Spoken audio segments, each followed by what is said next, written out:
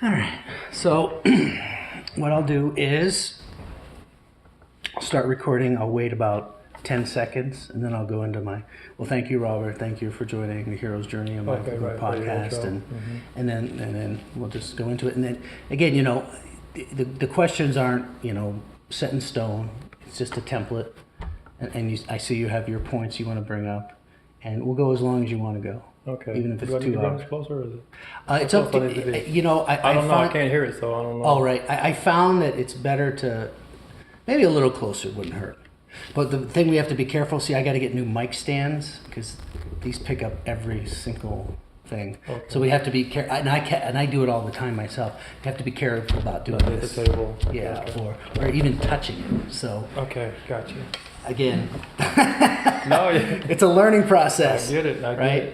So you see something on Amazon. Oh, that looks like a good price, and then you don't realize fully that it's. Yeah, that's why it's a good price. Yeah, exactly. Exactly. Right. So what I'm going to do too, just do a little test. I'm just going to speak into the mic, and maybe adjust the levels a little bit. And so just say something. Okay, yeah, this is, I'm very happy to be here and looking forward to the experience of taking the hero's journey.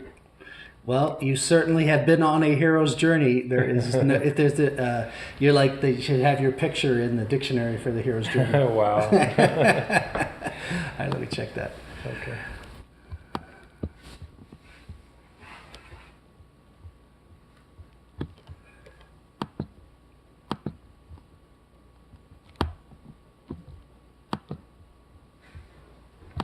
Test. I'm just going to speak into the mic and maybe adjust the levels a little bit. And so just say something. Okay, yeah, this is, I'm very happy to be here, looking forward to the experience of taking the hero's journey.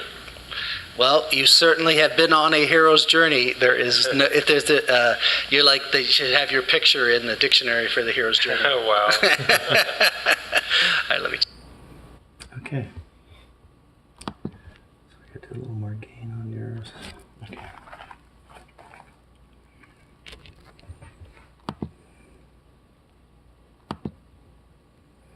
All right. So I'm going to start recording. And make sure I have this in stereo. So what you can do too is what I do too is I separate it out. Then I can just do your track, and you're a musician, you know the line, how the story works. Mm-hmm. Were you recording? Did you record? Were you a recording musician, or were you just a touring musician? Mostly touring, but we did some recording. I had some studio sessions, so Yeah. I was familiar with what was going on, and even recently. I've done some studio work, so. Oh, really? Not for myself, but Oh, really? Musically? No, actually, just producing, just helping to come up with, okay. create some beats and other sounds around what was already laid down. Nice. All right.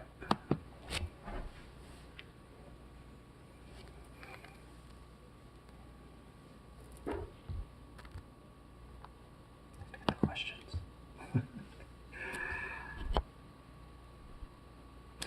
Well, thank you, Robert. Thank you for joining us today on the Hero's Journey, a Mindful Accord podcast. We've been trying to do this for a while. Yes. Right? Over a year. Over a year. Yes. And here we are finally doing the podcast. So let's start at the beginning of your journey. And we're going to just cover your childhood. Where'd you grow up? What was your childhood like? And one thing I ask everybody is, what's a principle that your parents instilled in you, for better or worse, that you feel you still carry with you today? Okay. My parents didn't teach me anything, so no, I'm kidding. But I was, childhood, just going back, my father was in the Navy for 21 years, so my childhood consisted of being a military brat, Navy brat, if you will, as we're called, growing up mainly in European countries and some U.S. Station naval bases and Army bases and whatnot, where wherever he went, that's where we went. with every 2 to 4 years we would go somewhere. Spent a lot of time went to high school in Spain for 4 years. All 4 years of my high school was in Spain. We did the Azores Islands, Morocco. We were in Jacksonville, Florida, Fort Meade, Maryland. Just Puerto Rico. So we were kind of all over. Now, how many siblings do you have? I have one brother, younger, 7 years younger than I, and a sister that's about a year older than me. So you were just, all three of you and your mom and dad were just, every few years you were going somewhere differently. Yeah. Now, was that, I know for some that's hard because you get your friends in school and all that. Yes. But how do you view that now? I mean, most of us don't have those level of experiences to see that different part of the world. No, it was great. I mean, the beauty of it was, yes, we get to visit different parts of the world, experience different cultures and languages and whatnot, and cultures and whatnot. And so, but the other side of that is, yes, you do have to pick up and leave abruptly every 2 to 4 years. And, for the most part, your childhood friends you never see again, you never hear again. You back then we actually, there was a term that we used, I'm sure you're familiar with, called pen pals. Yes. So when we would actually leave, physically we wrote letters to each other and put What is that? And put a stamp on it. I'd have a hard time finding a pen around here. And now they just collect stamps. So we would do that, but that would last about a month. You'd write a couple of letters and that's it. But now that we have Facebook and things of that nature, social media, I've actually been able to reconnect with hundreds of my childhood friends from elementary, in the Azores Islands and Morocco, all the way up to high school in Spain and beyond. So it's really kind of cool. So all over the world, Yeah. you've made reconnections with people. Yes. That's the cool thing about Facebook, even with all the privacy and everything, Right. all those issues. Yeah, It's I mean, still there's a lot of downside to Yeah. it, but the upside is the reconnections that are available there now. Yeah, I mean, me and some, I had my 30-year high school reunion, not this summer, but the summer 30 before. years. 30 years. Yeah. I'm getting old. Yeah. Are we all? Yeah, by the day and by the minute, actually. Yes. By the moment. But there was a lot of people that I hadn't talked to in years. Mm-hmm. But then when we got on Facebook, we were able to reconnect again. Reconnect, Yeah. like no time has been Exactly. lost. Exactly. Yes. So that's the great thing about Facebook, and whatever. So you're traveling around. You're in this military family, and you're having these different experiences. What did you want to be when you were growing up? When you're going through that, we all kids want to be, an astronaut or Right. Well, it's funny because when I was in high school, my junior year of high school in Spain, and my father was actually preparing to retire from the Navy, and we were actually supposed to leave Spain between my junior and senior year of high school, and I really wanted to graduate high school in Spain. I didn't want to go somewhere else just for my senior year. I played football, basketball, and track. I was kind of good, for overseas. But I didn't want to go back to the States to go to a different high school, and play sports and whatnot.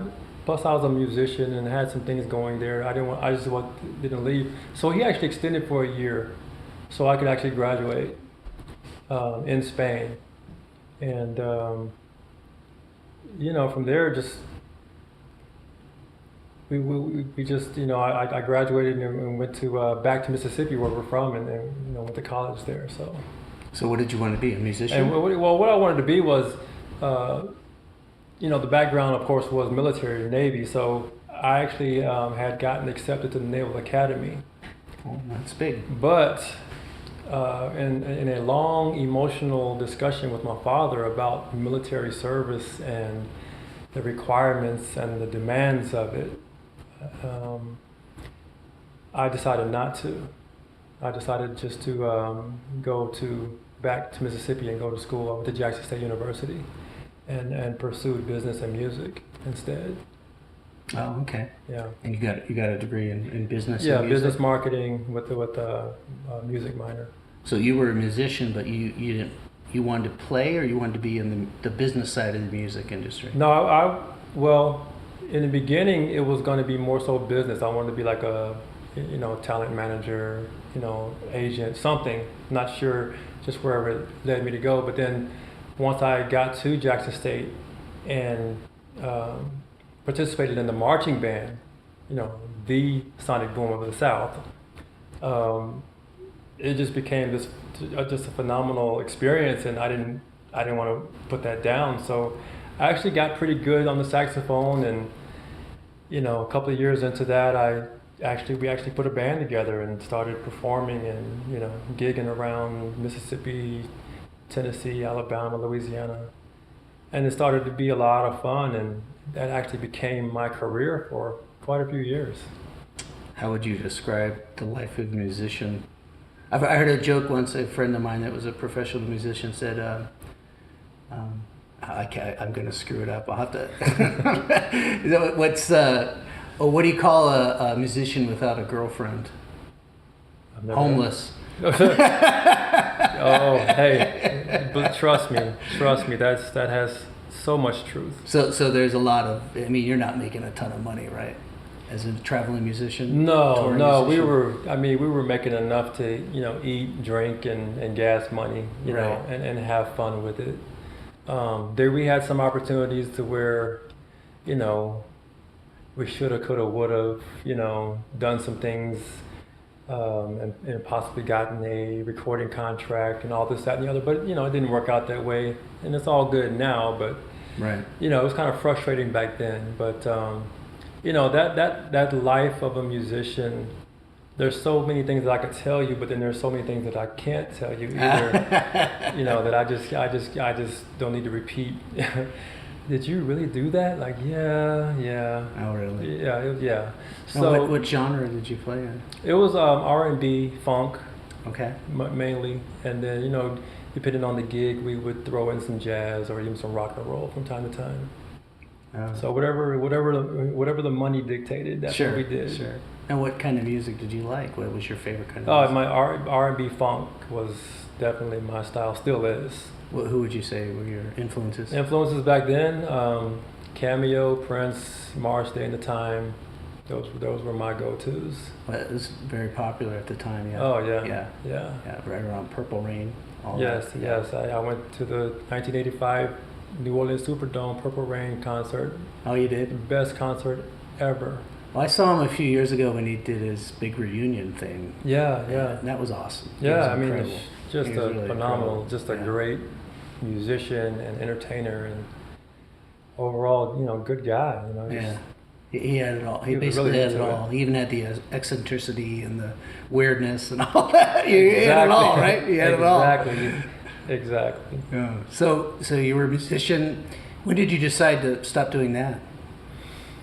Well, it's something because as you get to know me, you'll find out that I'm a spiritual person, and I'm spirit led. And when I say spirit led, I'm not necessarily talking about led, per se by the Bible or different texts and of that nature, but I actually have been able to actually receive personal messages that are put onto my heart or put onto my spirit.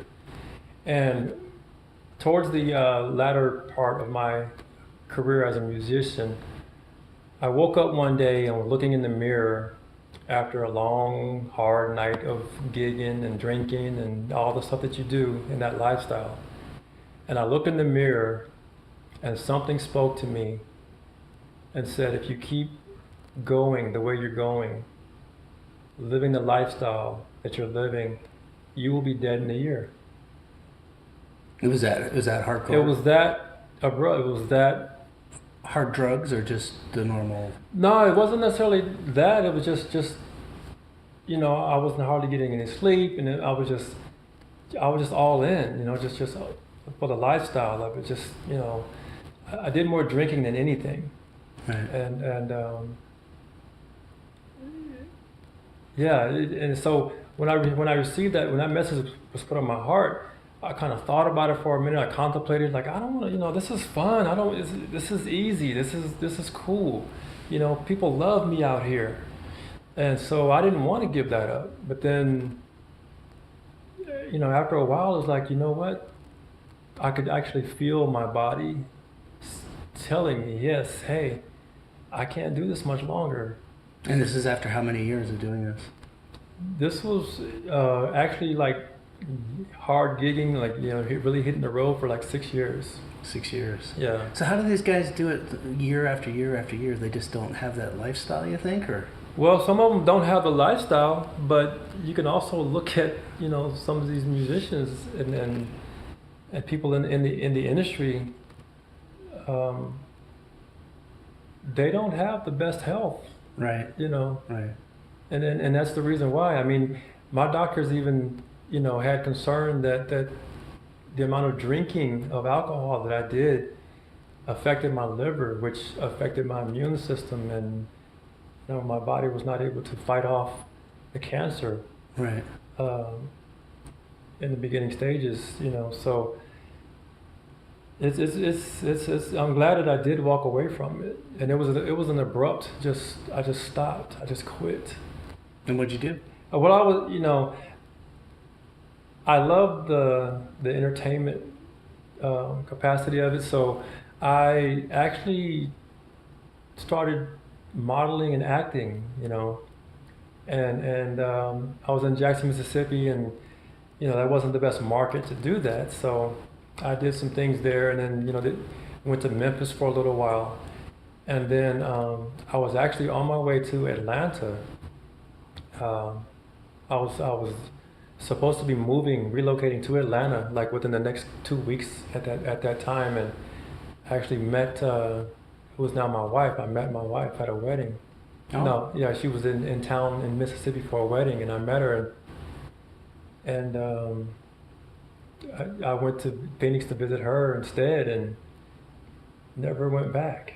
Oh, I see. Yeah. Now, what'd you do to earn a living? After the fact? Yeah. Oh, I in Arizona, I discovered the world of hospitality and resorts. Oh. and doing banquets and event service. I see. And so I did that, and I became a realtor. Sold real estate, and mainly as an investment consultant, and worked a lot with investors, and rode the wave of two up and down markets, in the Phoenix market, and until that big crash in 2006, 2007, and that was enough for me. That was the end. Yeah. Now, going through this period, you were having children. You have three kids. 3 daughters. 3 kids, yes. 3 daughters. Yeah. And what were your goals? Just to raise a happy family and. Yeah, I mean, once we started having children, then that changed everything. I mean, it was really just about maintaining household and income and making sure that they had all that they needed. At the same time, keeping my wife happy, keeping a smile on her face. Well, that's the hard part, yes. That's always the hard part. Always been the challenge. Even now our children are pretty much grown, and as of 2 weeks ago, we're empty nesters. Oh, really? Yeah, the other two that are still in college, they all moved in together in an apartment now. So we're actually empty nesters, and now here's another big adjustment that we're making after years, yeah. And we get to look at each other every morning and every night and talk to each other, and not the girls. So, right. But we're having fun with it, and we celebrated our 25th wedding anniversary last December. Wow. And so we're doing something once a month, going on a little getaway. We go to Mexico, California, Sedona, wherever it may take us. Mm-hmm. We go somewhere once a month, for this whole year, and we renew our vows and everything. So we're on track to be good with and for one another. So since I've known you for a few years now, Mm-hmm. you were always a person that was in great shape as far as what appearance, Mm-hmm. and you appeared to be, yes. Yeah, but you were exercising, and yes. do you feel like you were eating properly? I was eating the right things. Definitely. I stopped drinking alcohol completely. Yeah. And yeah, I was exercising, I was working out. The job that I had at the resort that I was working at the time that the cancer was discovered, my job. Uh, I basically had to walk. It was a 40-acre property, so I was basically walking in excess of 10 miles per day just to handle the events. So yeah, I was getting all the right things and doing all the right things. So I thought, and I started losing weight, and thought that was because of all the walking and exercising. And I remember that. I remember yeah, that. yeah, and so people were asking me, Robert, you're losing a lot of weight kind of fast. Are you okay? I'm like, yeah, I'm good, fine. Yeah, I'm just walking too much, and that's what I thought it was. I remember you telling me you stopped eating bread. Yeah, That's what you I stopped eating. Yeah, I did away with carbs and dairy and sugar. I was like I said, I was trying to do all the right things to be as healthy as possible.